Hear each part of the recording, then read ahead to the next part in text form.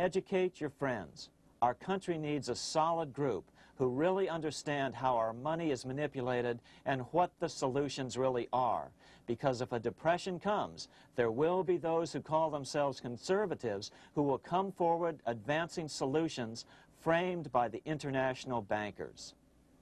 Beware of calls to return to a gold standard. Why?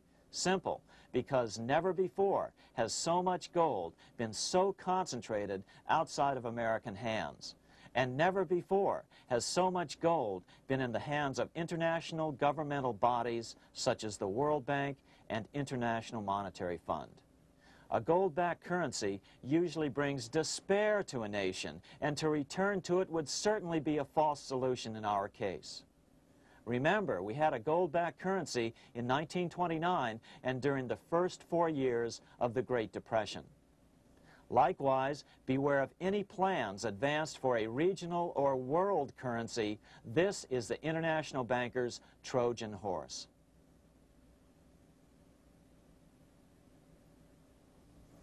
Educate your member of Congress. It only takes a few persuasive members to make the others pay attention. Most congressmen just don't understand the system.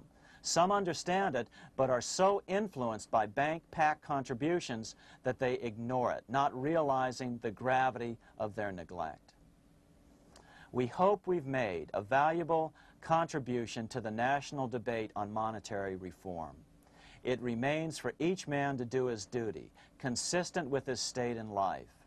May God give us the light to help reform our nation and ourselves.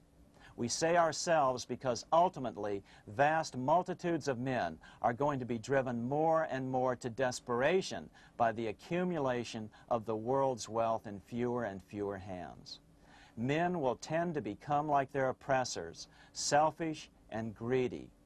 Rather, let's keep in mind during this period of reform a warning not to lose sight of greater things, as Pope Pius XI put it. For what will it profit men that a more prudent distribution and use of riches make it possible for them to gain even the whole world, if thereby they suffer the loss of their own souls?